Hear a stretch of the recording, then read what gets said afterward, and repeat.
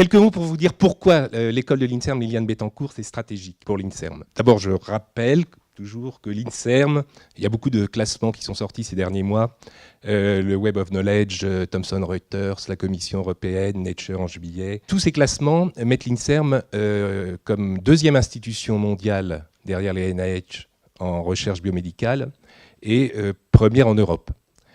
Au-delà de l'aspect quantitatif, ce qui ressort aussi, et c'est ce que on a été évalué par le comité de visite international en début d'année, ce qui ressort, c'est la capacité d'allier une recherche fondamentale de très haut niveau et une transition vers la clinique, une recherche clinique, elle aussi de très haut niveau.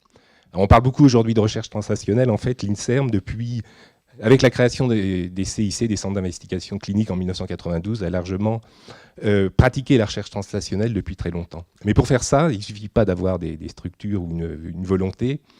Il faut des chercheurs, des hommes et des femmes qui connaissent le soin, qui aient la culture médicale et qui connaissent la science, qui pratiquent de la recherche. Donc il faut des médecins-chercheurs.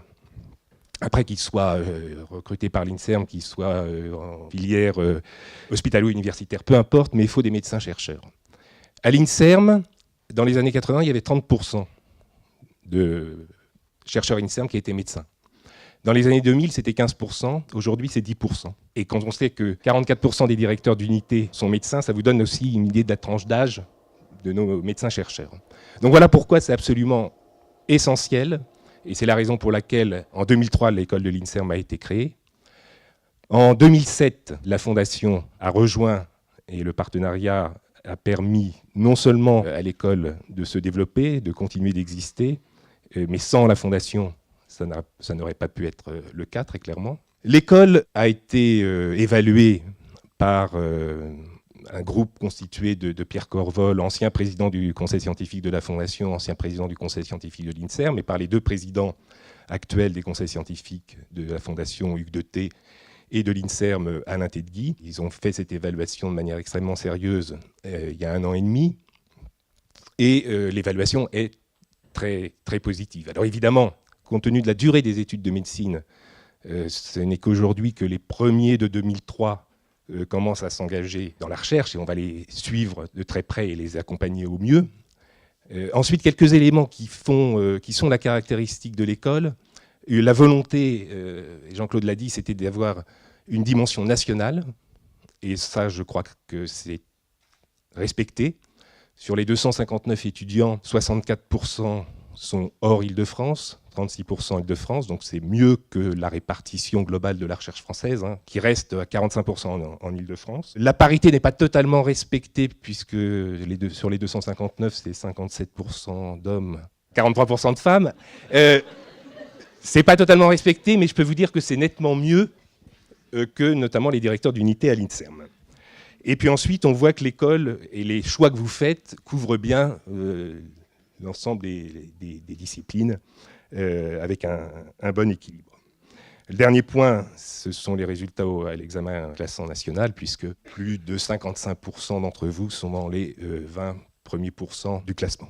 Bilan très positif, partenariat essentiel avec la Fondation, et évidemment, ce qui est important aujourd'hui, c'est après cette évaluation, après l'analyse faite par la Fondation et les décisions prises par son conseil d'administration, le renouvellement de la convention pour une durée de 10 ans, ce qui fait un engagement bien au-delà, à nouveau, compte tenu de la durée des études médicales. Et ce n'est pas simplement un renouvellement, mais c'est bien entendu le renforcement de l'existant, favoriser les interactions et le réseau des cursus MD-PhD en France, et puis, ça a été dit, faciliter le début de carrière hospitalo-universitaire en dégageant du temps recherche pour les chefs de clinique. Bien entendu, aujourd'hui, journée particulière aussi, puisque passage de témoin. Jean-Claude, ça fait quelques années qu'on interagit. Un immense merci pour tout ce que tu as fait. Philippe, complice indissociable de Jean-Claude. Ça a été dit, mais je le répète, vous avez construit l'école, vous en avez donné l'esprit, la culture, et ça perdurera. C'est une marque de fabrique qui est très forte et qui fait que l'école a cette visibilité, cette attractivité, et tout ce qu'elle est aujourd'hui. Je voudrais remercier aussi toute l'équipe pédagogique autour, Jean-Christophe Talabar, François Amblard, Olivia Reynaud, Serge Birman.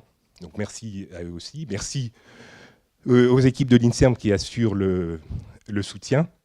Passage de relais, donc bienvenue à Eric Closer et Boris Barbour. Le processus de sélection a été fait de manière ouverte. Il y a eu un appel à candidature. Il y a eu 17 candidatures, des gens de grande qualité. Un search committee qui avait été confié à ceux qui avaient fait l'évaluation, Pierre Corvol, Hugues Deté, Alain Tedgui, élargi à d'autres personnalités, qui là aussi a très bien travaillé.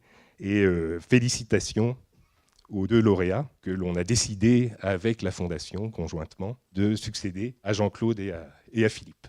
Merci d'avance pour votre engagement, Éric et Boris. Je vous souhaite à la fois pour ces journées beaucoup de plaisir et beaucoup de réussite pour la suite. Et merci pour ce que vous ferez dans l'avenir pour répondre aux enjeux stratégiques que j'ai évoqués en introduction.